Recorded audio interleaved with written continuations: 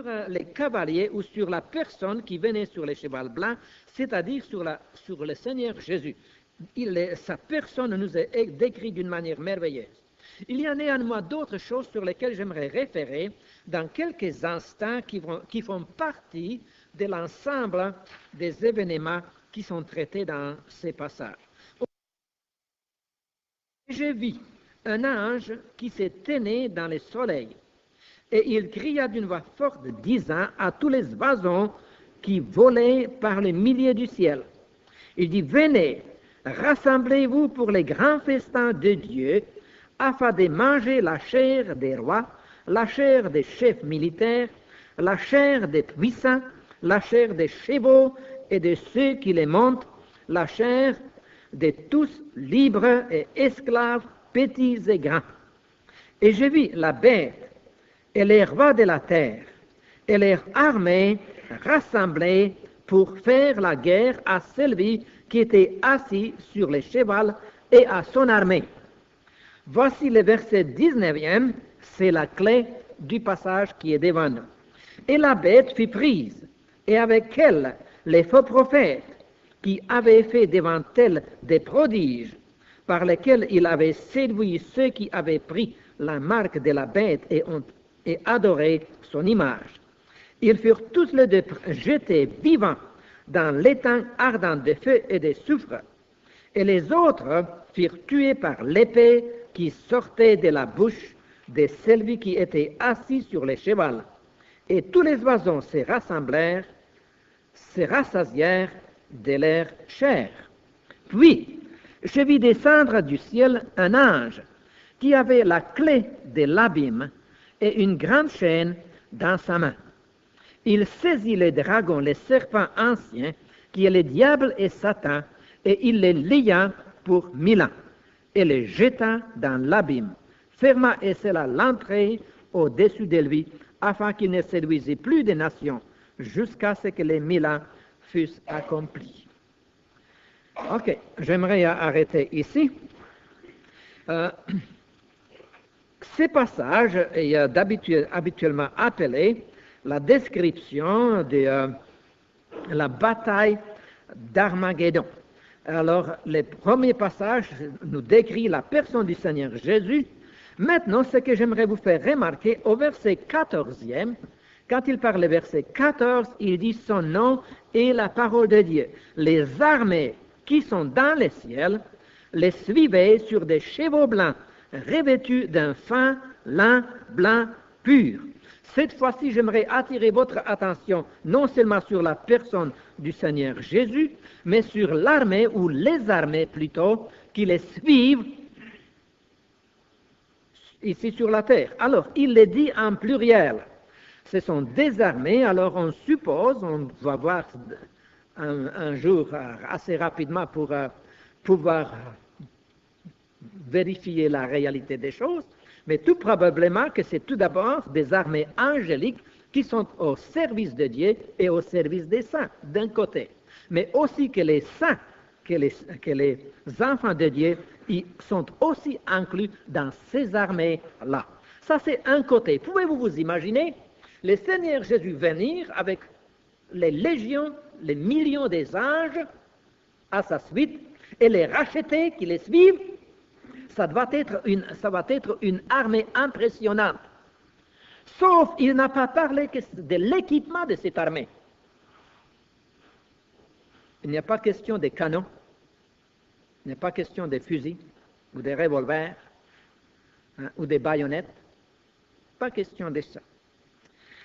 De l'autre côté, au verset 19e, il nous dit ceci, et j'ai vu la bête, et les rois, encore en pluriel de la terre, en réalité, et tous les rois de la terre, et leurs armées rassemblées pour faire la guerre à celui qui était assis sur les chevaux et à son armée.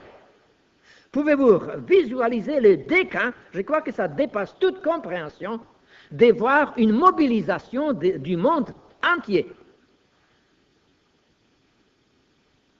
Si je regarde l'Europe, les pays communistes, l'Asie, l'Afrique, les pays arabes, tout vraiment mobilisés et réunis pour combattre contre Jésus-Christ et les siens. C'est un peu amusant. Je ne dis pas ça, ce que je viens vous dire, ça, c'est pas amusant du tout. Mais tout à l'heure, j'ai monté au bureau pour chercher du scotch tape. Vous savez qu'est-ce que c'est du scotch tape? Pour accrocher cette carte-là. Puis j'ai trouvé sur mon bureau une lettre qui est arrivée après que je suis parti du bureau aujourd'hui. Alors, j'ai pris cette lettre. Oui, j'étais un peu curieux pour savoir qu'est-ce qui était dans cette lettre-là. Puis la chose qui a attiré mon attention, c'était les PS en bas de la lettre. Et les PS de la lettre disaient que vraiment les enfants de Dieu, s'ils sont vraiment sages, ils vont se préparer, ils vont acheter de la nourriture déshydratée et ils vont emmagasiner cette nourriture déshydratée et ils vont aussi emmagasiner de l'eau et toutes sortes de provisions, c'est faire toutes sortes de provisions pour le temps de la grande tribulation. Mais vous voyez, ça c'est avoir des vivres comme ça, hein, avec une anticipation et faire toutes ces préparations. Je sais que dans la dernière guerre, on faisait des abris, on a amené la nourriture dans les abris au cas où qu'on restait pris là pendant des semaines de temps. Puis on faisait ça parce qu'on n'avait pas l'espérance de l'enlèvement. Puis d'ailleurs, la guerre, c'est la guerre. Ce n'est pas. Mais pour la grande tribulation, ça c'est quelque chose de différent. Nous savons, selon les Écritures, que nous n'y serons plus. Maintenant, j'aimerais vous faire remarquer encore quelque chose d'autre concernant ces passages. Au verset 15e, versets 15 et 16, vous allez remarquer que l'armure du côté du Seigneur Jésus, c'était que de sa bouche sortait une épée aiguë. Et c'est avec cette épée-là qu'il va frapper les nations et ensuite va les paître avec une verge de fer et il foulera la cuve de l'ardente colère du Dieu Tout-Puissant. Hein? Alors, ça c'est une chose que je voulais vous remarquer. Maintenant, les versets 17 à 21, particulièrement le verset 19e, nous décrit qu'est-ce qui va se passer. C'est la description de la bataille d'Armageddon. Le monde, jusqu'à présent, a connu beaucoup de champs de bataille ou de grandes batailles. En Amérique du Nord, on parle de Waterloo, de Gettysburg. En Europe, on parle des autres guerres, des autres champs de bataille. En Europe de l'Est, peut-être les champs de bataille qui étaient les plus remarquables, surtout dans la dernière guerre, c'était Stalingrad, la bataille de Stalingrad. Parce que c'est à Stalingrad que les armées d'Hitler, de Axis d'Hitler, ont été arrêtées et que la situation de la guerre était renversée. Puis alors on a fait beaucoup en Europe de l'Est de cette bataille-là, de ces combats à Stalingrad. Mais à travers de l'histoire de notre humanité, il y en avait beaucoup d'autres batailles qui étaient très importantes. Mais ce qui est très intéressant, c'est de voir ce que la parole de Dieu nous dit au sujet de cette bataille en particulier, la bataille d'Armageddon. Et j'ai pensé ce soir, peut-être la manière la plus simple de procéder, c'est de se poser quelques questions et d'essayer de répondre à ces questions. D'ailleurs, puisque nous venons vers la conclusion du livre de l'Apocalypse, j'aimerais bien essayer de terminer assez tôt pour que nous puissions prendre quelques minutes pour des questions sur ce que nous allons parler ce soir ou peut-être sur d'autres sujets dans l'Apocalypse si vous en avez. Ok. Tout d'abord, la première question que j'aimerais que nous regardions, c'est quoi vraiment Armageddon? Quand nous parlons d'Armageddon, de quoi nous parlons? Alors, si vous tournez maintenant dans vos Bibles, nous allons revenir un petit peu en arrière et au chapitre 16e. Au chapitre 16e, le verset 14e,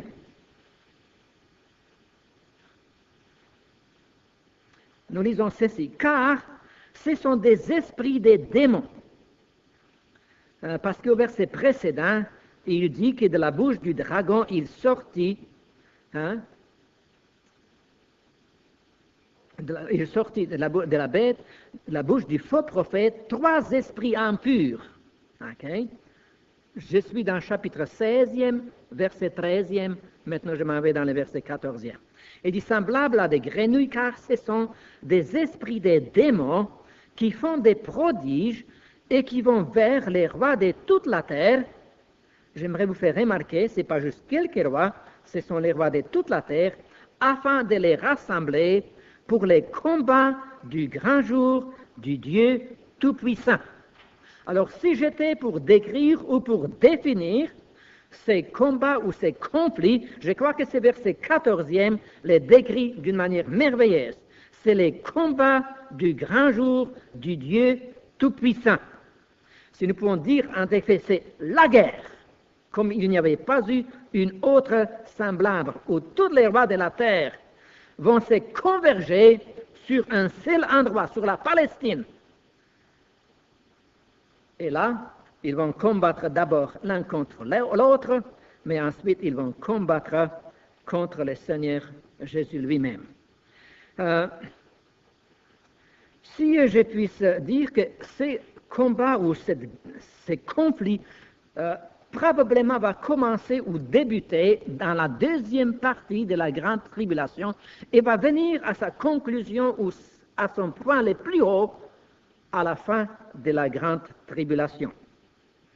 Les armées vont venir de tout partout, de différentes parties. Regardez maintenant le verset 16e. Le verset 16e nous dit, et ils se rassemblèrent, c'est tous les rois de la terre, se rassemblèrent dans les lieux appelés en hébreu Armageddon. Alors, nous allons regarder dans quelques instants. Dieu va les juger là où c'est la rencontre où Dieu va avoir, où l'on va rendre compte pour trois différentes raisons qui sont mentionnées. À cause de la persécution du peuple d'Israël, les nations qui vont se rassembler vont être jugées là. Joël chapitre 3e nous en parle de cet événement. La deuxième chose, nous lisons chapitre 19, le verset 15e, à cause de leurs péchés, de leurs crimes, ils vont être jugés là. Puis, à cause de leur incrédulité, ou si je puis dire, à cause de leur refus de Dieu. Chapitre 16 au verset 9e.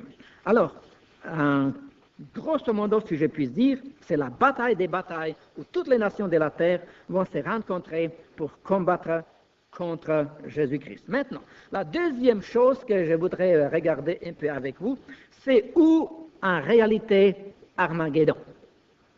Dans les Écritures, il y a plusieurs descriptions ou plusieurs manières, plusieurs noms qui sont donnés à cet endroit. Mais c'est en réalité, si je puis dire, ici, je ne sais pas si vous pouvez voir, la vallée de Jezreel, qui commence à peu près ici de Nazareth, et en réalité, cette vallée-là, ici, il y a une petite chaîne de montagnes, mais qui s'étend jusqu'à Jérusalem, et qui va à peu près à 10 000 de la mer, puis aussi, ça va par là vers les montagnes. Alors, cette partie-là, c'est en particulièrement, ce centre ici, ce serait géographiquement situé la vallée de Magédon, ou la vallée de Jezreel. Si on les regarde dans les descriptions qui sont données à différents endroits à travers les Écritures, quand il nous établit les ouest, les est, les nord et sud, ça nous donne à peu près une longueur de 200 km. Alors vous pouvez vous imaginer un champ de bataille de 200 km. Et ça prend en réalité, je me pose des questions, comment dans la petite Palestine, toutes les armées qui sont même maintenant disponibles vont pouvoir un jour entrer dans les derniers conflits. C'est en quelque sorte, c'est aussi appelé la vallée de Megiddo, qui commence à Nazareth, descend jusqu'à Jérusalem et un peu plus bas même. C'est très intéressant de constater aussi que cet endroit est vraiment un endroit stratégique et ce n'est pas seulement pour les futurs. Pour cette dernière bataille d'Armageddon, appelée comme ça, que le dernier conflit va avoir lieu. Parce qu'à travers des Écritures, par exemple, Déborah et Barak, c'est là qu'ils ont apporté la victoire sur les rois cananéens. Nous lisons dans les livres des Juges, chapitres 4 et 5. Nous trouvons aussi que Gédéon, c'est là qu'il a vaincu les rois madiens qu'il a remporté la victoire. Dans le même livre, le chapitre 7e. C'est aussi là que Saül, les premiers rois d'Israël, était tué. C'est dans cet endroit-là qu'à travers des âges, les grands se sont réunis pour des combats. Nebuchadnezzar, la Syrie, Napoléon. Napoléon a connu cet endroit comme vraiment qui lui causait un désastre, parce qu'en partant d'Égypte et marchant contre la Syrie, c'est là qu'il était rencontré et vaincu. Les Juifs, les gentils, les chrétiens, les croisades, les combats se sont déroulés dans cette partie-là. Les Français, les Égyptiens, les Perses, les Droukas, les Turcs, les Arabes ont tous lutté dans cet endroit-là. C'est tellement un endroit stratégique où on peut dire que vraiment le nord, le sud, l'est et l'ouest se rencontrent. Et surtout dans les anciennes civilisations, cet endroit était extrêmement important pour les acheminements, pour les mouvements des armées et des troupes. J'aimerais que nous regardions ensemble juste quelques passages dans l'Ancien Testament. Il y a quelques semaines, je vous ai parlé un petit peu des différentes directions des différentes armées, et à ce moment-là, je dis qu'un jour, il faudrait que nous puissions regarder ensemble dans les prophètes Ézéchiel. Mais avant d'aller dans Ézéchiel, je voudrais que nous puissions lire Joël chapitre 3, les versets 2 et 13. Joël,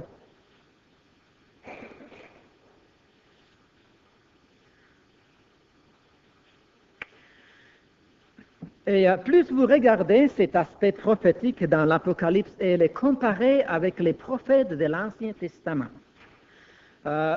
particulièrement Daniel, mais Zacharie, Joël, Ézéchiel aussi, il y en a tellement de prophéties. Ésaïe en parle beaucoup sur les royaumes millénaires, mais sur ces crises, sur ces conflits, il y a beaucoup dans les prophètes de Daniel. C'est vraiment quelque chose de remarquable de constater. Ok, si vous avez trouvé Joël, c'est ça?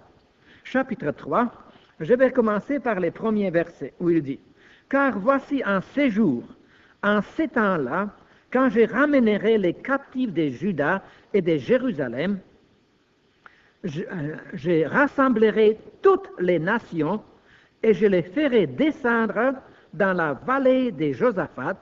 Là, j'entrerai en jugement avec elles au sujet de mon peuple d'Israël, mon héritage, qu'ils ont dispersé parmi les nations, et au sujet de mon pays, qu'ils se sont partagés. » Alors, vous voyez, si vous lisez un tel passage, comme ici, là, c'est que la prophétie dans ce 3e chapitre de Joël ne pouvait pas être accomplie auparavant.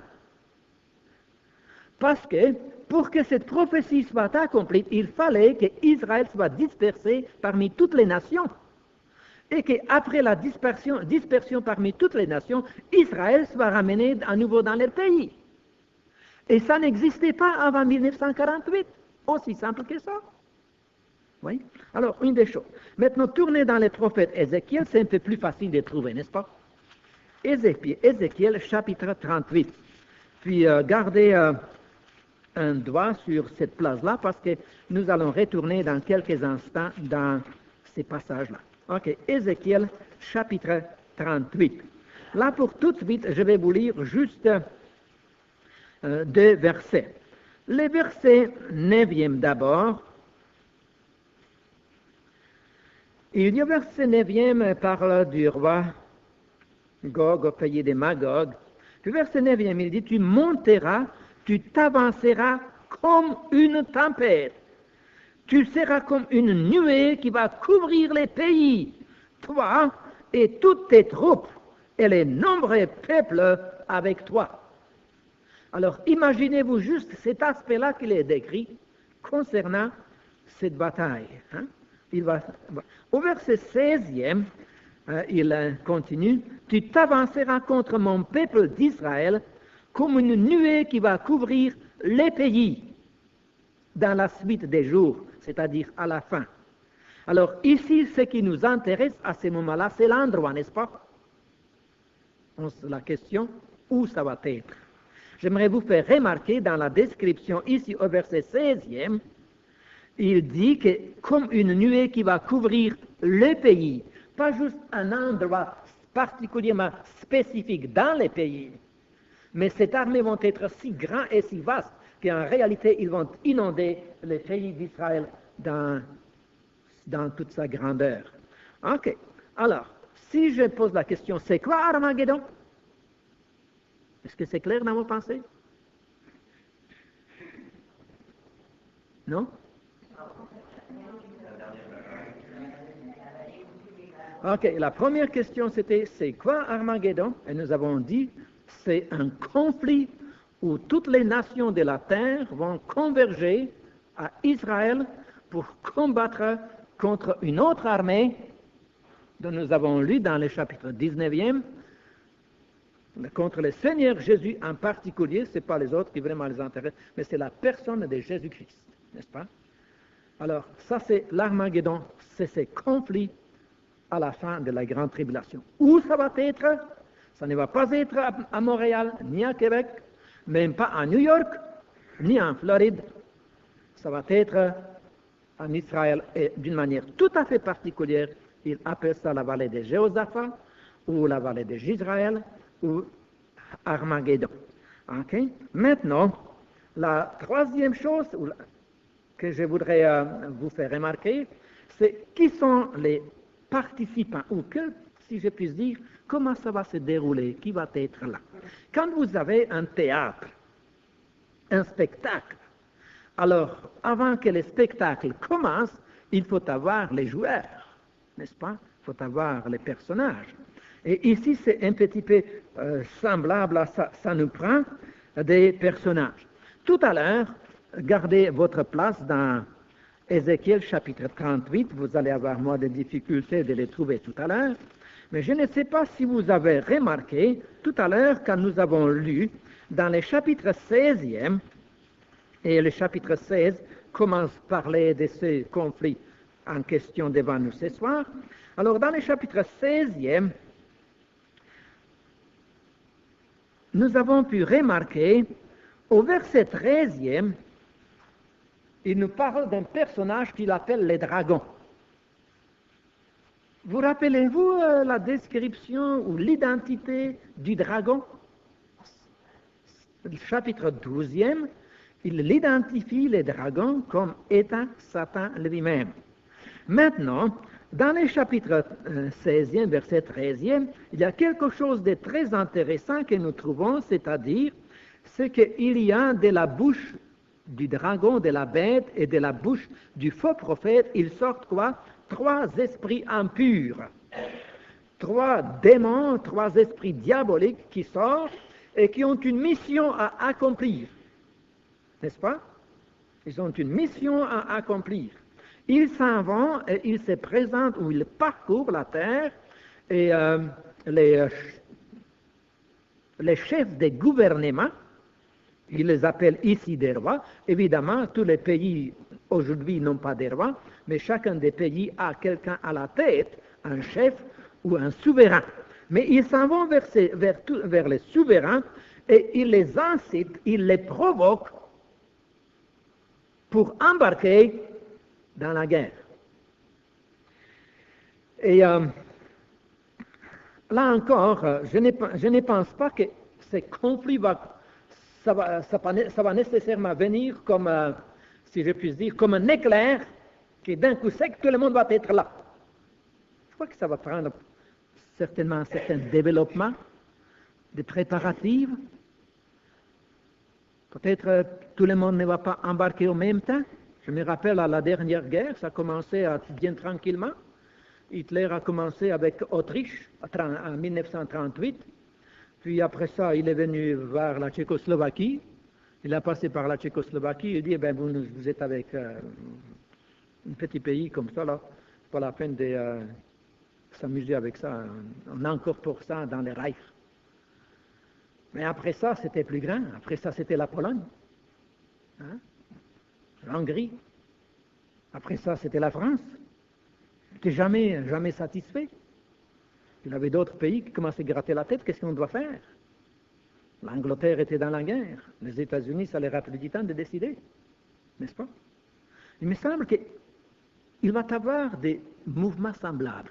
Vous voyez, un développement, si je puis dire, graduel, qui va néanmoins venir et terminer à un conflit là, à Jérusalem, en Palestine. Mais un autre passage dans ces domaines-là que j'aimerais vous faire remarquer, c'est le psaume 2. Psaume 2. Je ne sais pas si vous connaissez le psaume 2, mais sinon, il y a des choses à vous faire remarquer dans le psaume 2.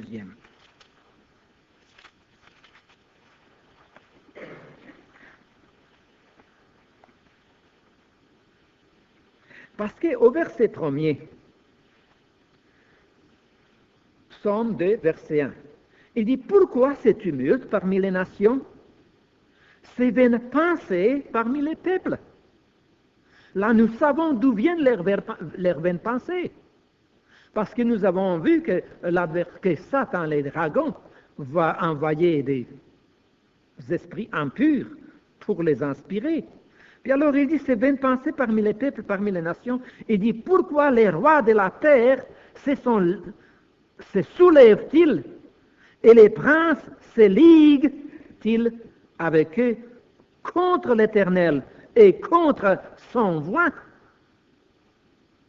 Voyez, ce n'est pas la guerre vraiment, une nation contre une autre nation.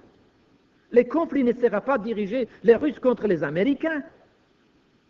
Le conflit sera dirigé, le conflit de tous les rois de la terre vont finalement vouloir régler et s'en débarrasser de Jésus-Christ et de son influence. Alors, ce psaume 2, d'une manière prophétique, il décrit encore ces derniers conflits. Ok. Si nous regardons les participants dans ces conflits, là, j'aimerais que vous reveniez tout d'abord dans Ézéchiel, le chapitre 38e.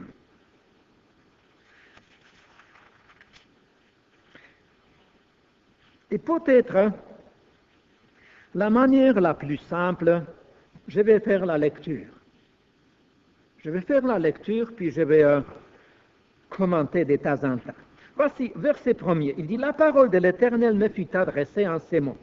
Fils de l'homme, c'est souvent comme ça que le Seigneur s'adresse aux prophètes, qu'il les appelle comme ça, tourne ta face vers Gog, au pays de Magog. Gog, au pays de Magog, je regarde sur la carte, on ne trouve pas ça aujourd'hui sur nos cartes nécessairement. Il faut regarder dans les pays, dans les cartes un peu plus anciennes. Mais nous allons revenir. Il dit, vers les princes des roches et des Méchec et des Tubal, et prophétise contre lui. Tu diras, ainsi parle l'Éternel, le Seigneur l'Éternel. Voici, j'en veux à toi, Gog, prince des roches, des Méchec, des Tubal. Je t'entraînerai et je te mettrai une boucle à tes mâchoires. Je te ferai sortir, toi et toute ton armée, chevaux et cavaliers, tout vêtus magnifiquement, troupes nombreuses portant les grands et les petits boucliers, tous maniés à l'épée, et avec eux ceux des Perses et d'Éthiopie et des Put, tout portant les boucliers et les casques, Gomer et toutes ses troupes, la maison de Togorma à l'extrémité du septentrion, et toutes ses troupes, peuples nombreux qui sont avec toi, prépare-toi, tiens-toi prêt, toi et toute la multitude assemblée autour de toi, sois leur chef. Ok. Il y a certaines choses dont je suis sûr. Première chose qui est très simple et qui me met sur la piste, c'est qu'au verset 6e, il parle de l'extrémité du septentrion. Septentrion, c'est quoi en français aujourd'hui? Le nord. Alors, si vous partez nord de Québec, où est-ce que ça vous amène? au pôle Nord. Mais il ne parle pas de Québec. Il parle de qui? De quel endroit? Il parle de la Palestine. Et si vous partez de la Palestine et vous allez au nord, le nord de Jérusalem, savez-vous où est-ce que ça va vous amener? Ça va vous amener à Moscou. Bon, alors, si je prends juste cette petite indice, et si je vais de Jérusalem directement au nord, je m'en vais en Russie. Puis déjà, ça m'aide à comprendre, parce que là, Gog au pays des Magog, ça c'est l'ancien nom pour la Russie. Et la Gomère, ça c'est l'ancien nom pour ce qu'en anglais on appelle Germany. N'est-ce pas? Alors, il y a des noms, au fond, des pays, les noms qui ont changé à travers des années, mais qui quand même, les peuples ou les pays existent encore. Mais ce qui est très intéressant, très très intéressant, parce que ces deux derniers versets que je vous ai lus nous disent ceci. Tout d'abord, il nomme les différentes nations. Il dit ensuite que ces nations se trouvent, que les chefs de ces nations se trouvent où? Les chefs de ces nations se trouvent où? Se trouvent à l'extrémité du septentrion, à l'extrémité du nord. Il dit, toi, tu es leur chef. On dirait qu'Ézéchiel a vécu au XXe siècle, n'est-ce pas? Parce que c'est vrai que tous les satellites, tous les pays communistes, leur Mecca ou leur Rome, c'est Moscou. C'est Moscou qui leur dit quoi faire. Quand la Moscou dit saute, ça saute. Quand Moscou dit s'assit, on s'assit. Alors, je crois que je ne vais pas prêcher sur Ézéchiel 38, mais je voulais attirer votre attention là-dessus. Maintenant, le verset 8e, il dit, « Après bien des jours, tu seras à leur tête. » Pas tout de suite, mais après bien des jours. Dans la suite des années. Cette expression-là est une expression qui est employée pour décrire à la fin des temps. Okay? Alors il dit, dans bien des jours, c'est vrai, c'est longtemps depuis que Ézéchiel a écrit ça. Ça fait 2000, quelques 500 ans. Alors, depuis que c'était écrit, donc bien des jours se sont passés, la suite des temps, la fin des temps, c'est vrai. Alors il dit, tu marcheras contre le pays. Remarquez, il n'a pas dit contre un pays, mais contre le pays, lesquels, dont les habitants échappés à l'épée auront été rassemblés d'entre plusieurs peuples sur les montagnes d'Israël longtemps désertes. Est-ce qu'on a besoin de deviner, d'interpréter ou de je ne sais pas quoi? C'est écrit noir sur blanc. Hein? Rassemblés d'entre plusieurs peuples sur les montagnes d'Israël, qui étaient longtemps comme ça. Retirés du milieu des peuples, ils seront tous en sécurité dans leur demeure. Tu monteras, tu t'avanceras comme une tempête. Tu seras comme une nuée qui va couvrir les pays. Parle du nombre de personnes qui vont être avec lui.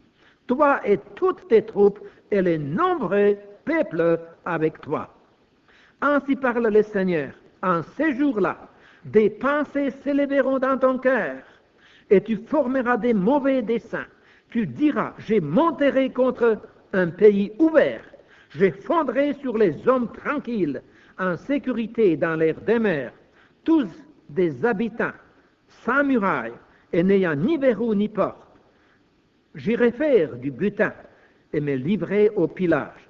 On se pose parfois la question, pourquoi en réalité, qu'est-ce qui va attirer ou qu'est-ce qui peut attirer les nations de venir et de se livrer à des combats si spectaculaires que ce que nous venons ce qu'il est décrit.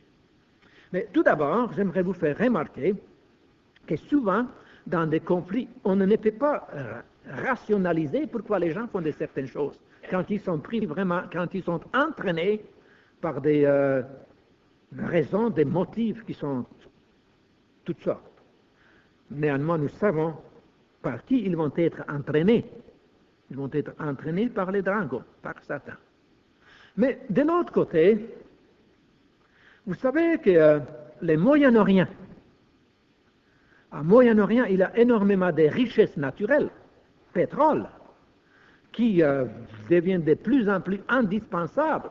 Vous avez juste à vous mettre sur la route ou regarder des avions et voir tous ces milliers, des millions des automobiles et tout qui marquent qu'il y a besoin de pétrole. Et si jamais de ces pays-là, on dira bien on arrête à fournir le pétrole, puis il y a des nations qui vont dire une minute, là tu vas nous donner le pétrole ou alors quelque chose va lâcher. Hein? Alors, mais ça c'est secondaire. Je crois que la raison principale, qu'est-ce qui va les amener si c'est le pétrole? Mais c'est vraiment l'antéchrist qui va plutôt les mauvais esprits, l'esprit de Satan qui va les amener là-bas. Puis si vous regardez verset 14 par exemple, au verset 14e, en réalité il faudrait lire tout simplement les chapitres 38 et 39. Je vous ai dit que je voudrais vous donner une occasion de poser des questions, mais je vois que le temps s'en va. Alors je ne vais pas proposer de faire toute la lecture de ces deux chapitres. Mais au verset 14e, il dit, « C'est pourquoi prophétise, fils de l'homme, et dit à Gog, ainsi parle le Seigneur l'Éternel, oui, les jours où mon peuple d'Israël vivra en sécurité, tu les sauras. Alors tu partiras de ton pays des extrémités du septentrion, toi et des nombreux peuples avec toi, tous montés sur des chevaux, une grande multitude, une armée puissante. Tu t'avanceras contre mon peuple d'Israël comme une nuée qui va couvrir les pays dans la suite des jours. Je te ferai marcher contre mon pays, afin que les nations me connaissent, afin que je serai sanctifié par toi sous leurs yeux, ô Gog. Alors, si je regarde, nous avons déjà une direction qui nous est donnée, c'est-à-dire les nord et les pays satellites qui sont avec la Russie. En même temps, j'aimerais dire qu'il y a une autre chose qui va venir au chapitre 17e, Apocalypse, chapitre 17. Il faut que j'arrête dans... Est-ce que c'est correct là si on laisse Ézéchiel 38-39? Est-ce que c'est suffisamment clair? C'est très intéressant de lire ces deux chapitres. Une petite parenthèse pour vous réveiller. Un jour à Dijon, il y avait un jeune homme qui était intéressé à l'Évangile, alors j'ai pensé de pouvoir susciter en lui ce désir de sans écriture. Alors j'ai pris le chapitre 38e, chapitre 36 d'ailleurs, 36, 38 et 39, et je lui lisais. J'essaie de lui expliquer ce que vraiment la parole de Dieu prophétise. J'étais tellement surpris parce qu'il m'écoutait avec la bouche ouverte. Je l'ai regardé, puis j'ai commencé à me réjouir. J'ai dit, là, vraiment, le Seigneur travaille dans son cœur, il va se convertir. Savez-vous, quand j'ai fini, qu'est-ce qu'il a dit? Il dit, ça ferait tout un film.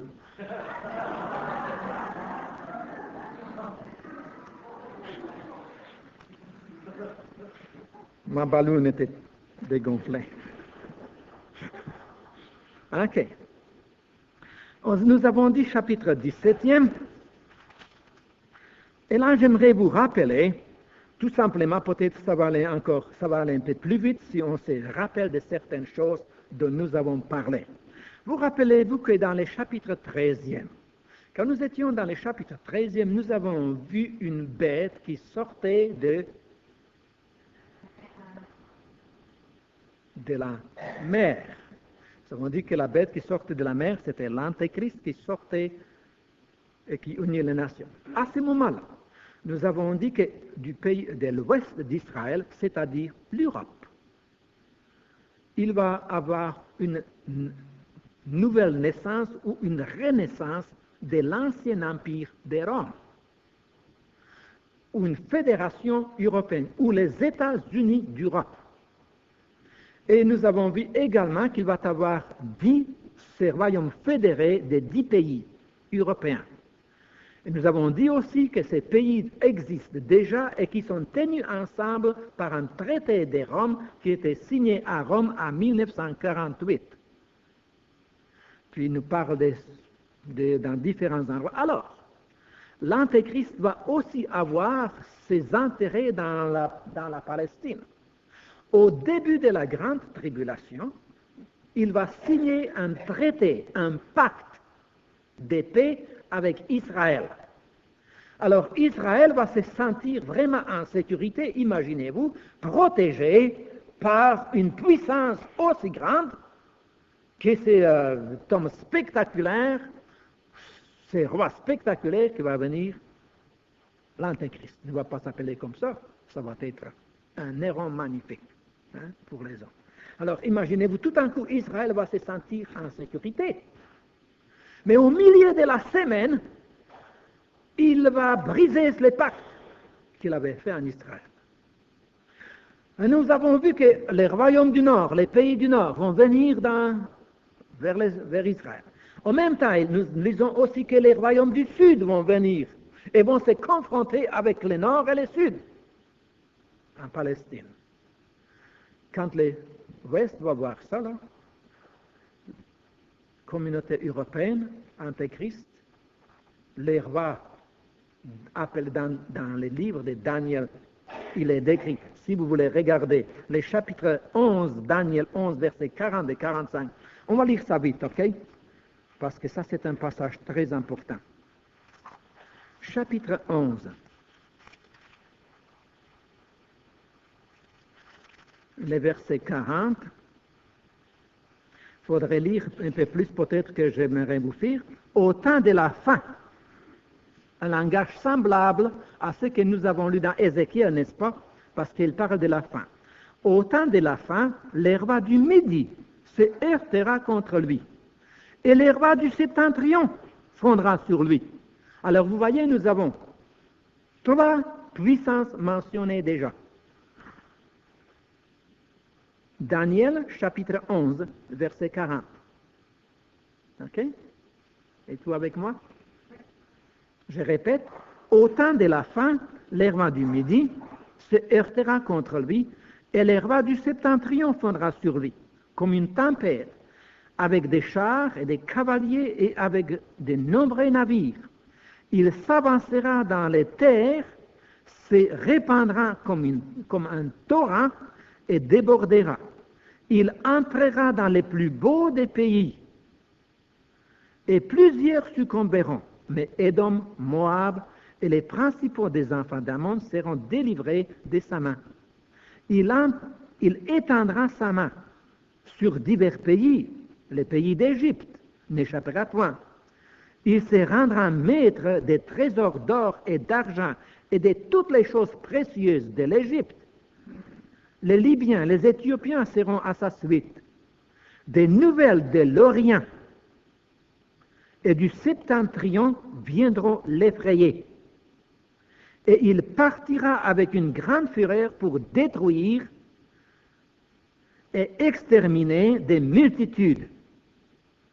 Il dressera les tentes de son palais entre les mers, entre la mer Morte et entre la mer Méditerranée. Alors, son palais sur la glorieuse et sainte montagne, juste au cas où qu'on n'a pas compris la première description. N'est-ce pas? La sainte montagne, c'est où? Jérusalem. Puis, il arrivera à la fin, sans que personne lui soit en aide. Alors, ça c'est pour cette partie-là. Alors, nous voyons les Nord, on parle du Sud, maintenant il parle aussi de l'Ouest, l'Antéchrist. Alors, il reste juste encore un autre pays que nous n'avons pas encore mentionné, chapitre 16e de l'Apocalypse, pas les pays plutôt, ou une partie du monde. Chapitre 16e, où il nous dit au verset 12e, chapitre 16, 12, Le 6e versa sa coupe et les grands fleuves d'Euphrate, sur les grands fleuves d'Euphrate, et son eau tarit, afin que le chemin des vents venant de l'Orient fût préparé. L'Orient, c'est Est. Nous avons lu aussi tout à l'heure dans Daniel, il nous parlait de l'Est. Alors, imaginez-vous, la Chine, les Indes, Japon, et tous les pays de l'Asie, le Nord, le Sud, l'Europe, une confrontation. Je crois que, initialement, ils vont aller là pour les combattre les uns les autres. Mais à la fin, le Seigneur Jésus va apparaître. Ses pieds vont se poser sur la montagne des Oliviers. Et quand ces nations qui vont être là pour combattre l'une contre l'autre verront Jésus-Christ, ils vont se réunir, liés ensemble pour combattre contre Jésus-Christ. Et là, à ce moment, ça va faire le monde entier, une armée contre la personne du Seigneur Jésus. Et c'est ça que nous trouvons dans l'Apocalypse chapitre 19e. J'aimerais vous faire remarquer ce que nous avons lu tout à l'heure.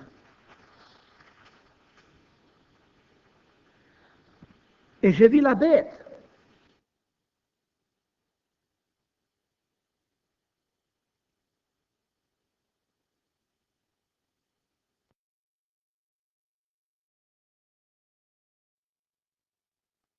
La guerre à celui qui était assis sur le cheval et à son armée. Alors, vous voyez toute cette mobilisation? Quel est le conflit? Comment ça se déroule? Cette guerre-là ne va pas durer 6 ans comme la dernière guerre, même pas 6 jours, comme à 67. Parce que le Seigneur Jésus va les détruire. Comment? Par les souffles de sa bouche.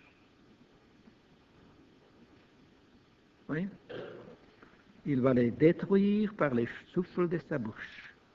Puis après le verset 20e nous dit, et la bête fut prise et avec elle les faux prophètes, puis ils ont été jetés vivants dans l'étang ardente des feux et des soufres. Et les autres, verset 21, furent tués par l'épée qui sortait de la bouche de celui qui était assis sur le cheval. Il n'aura pas besoin de nous autres. Il est capable encore. Quel vainqueur merveilleux. Ok. Je vous ai dit qu'on vous laisserait 3 minutes pour questions. Si elles ne sont pas trop difficiles. Oui, frère.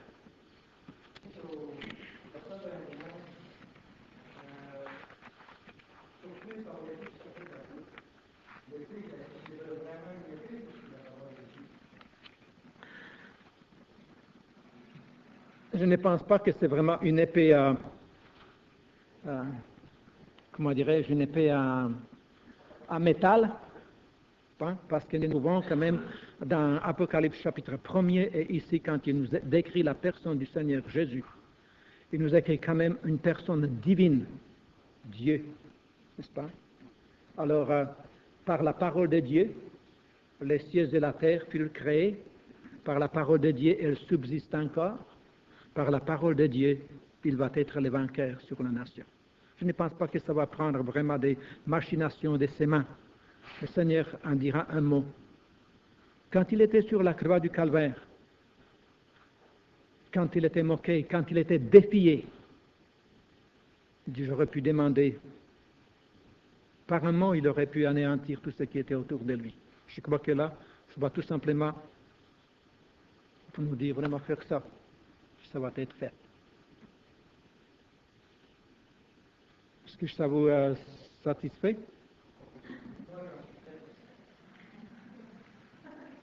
Est-ce qu'il y avait d'autres personnes? Oui, Nicole.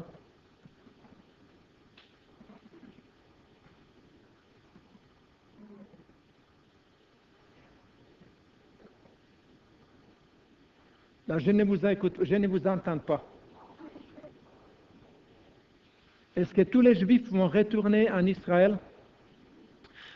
En réalité, je voulais dire, une des choses que je voulais dire ce soir, que pendant cette période-là, c'est vraiment la nation d'Israël va être purifiée. Que tous les pécheurs, autant dans la nation d'Israël, n'est-ce pas, que parmi les nations, vont être vraiment exterminés, vont être tués. Alors la nation d'Israël, la parole de Dieu nous dit, l'apôtre Paul dit aux Romains, que seulement un reste sera sauvé. Et au fond, les rebelles, c'est le mot qui est employé, les rebelles seront exterminés. Et tout probablement qu'à ce moment-là, ça va être tellement attirant que tout Israël, tous les Juifs vont être en Palestine.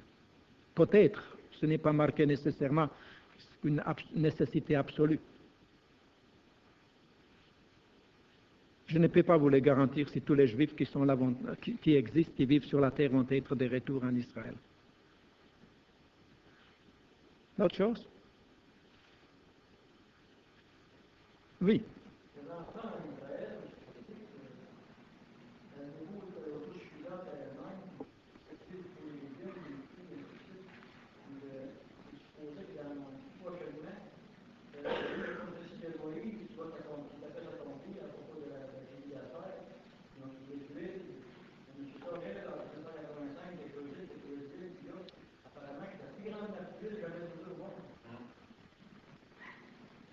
Les prophéties s'accomplissent.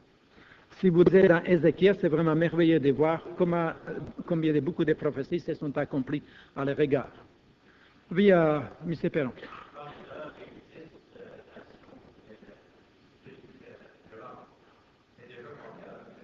Oui, sur le traité de Rome de 1900. Pardon? Oui, ça va vers la direction définitivement, n'est-ce pas, la communauté européenne. Ouais.